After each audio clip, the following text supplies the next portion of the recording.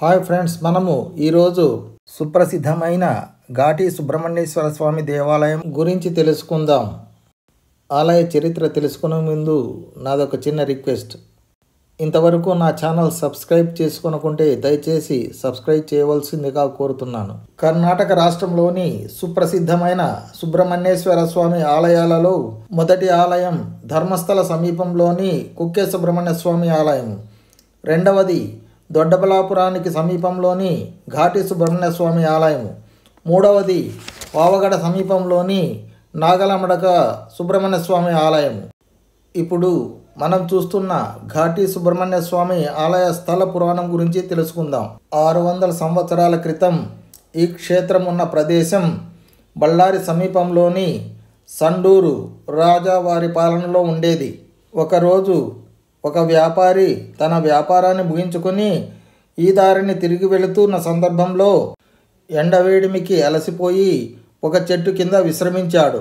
వారికి కలలో సుబ్రహ్మణ్య స్వామి దర్శనమిచ్చి ఈ ప్రదేశంలోనే తాను వెలసి ఉన్నానని తెలిపాడు.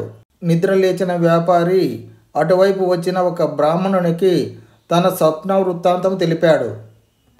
ఆ తరువాత ఇద్దరూ కలిసి సండూరు రాజైన యశ్వంతరాయ సుబ్బరాయ ఘోర్పడే గారి వద్దకు వెళ్ళారు. రాజుగారికి వ్యాపారి తన స్వప్న వృత్తాంతాన్ని తెలిపి అక్కడ ఆలయం నిర్మించవలసిందిగా కోరాడు. కానీ రాజు అంత ఆసక్తి చూపలేదు. కానీ అదే రాత్రి రాజుగారైన యశ్వంతరాయ సుబ్బరాయ ఘోర్పడే గారికి స్వామివారు కలలో కనిపించి ఘాటి వద్ద ఆలయం నిర్మించవలసిందిగా ఆదేశించారు. స్వామివారి ఆదేశాన్ని శిరసావహించి రాజు యశ్వంతరాయ సుబ్బరాయ ఘోర్పడే గారు ఘాటికి చేరుకొని సర్పరూపంలో వెలసిన సుబ్రహ్మణ్య స్వామి గారిని దర్శించుకొని స్వామికి పూజాది కార్యక్రమాలు నిర్వహించారు.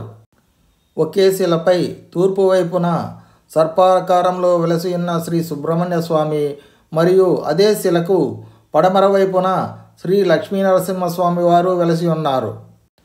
స్వయంభూగా వెలసిన శ్రీ సుబ్రహ్మణ్య స్వామి వారికి సండూరు రాజావారు అందమైన ఆలయాన్ని నిర్మింపజేశారు.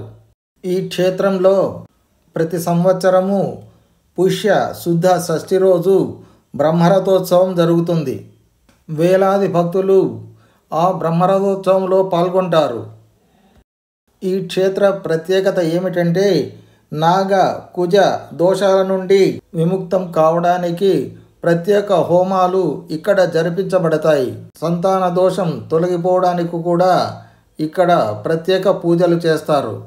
తమ కోర్కెలు తీరిన వారు ఇక్కడ నాగప్రతిమలకు పూజాధికాలు నిర్వహిస్తారు.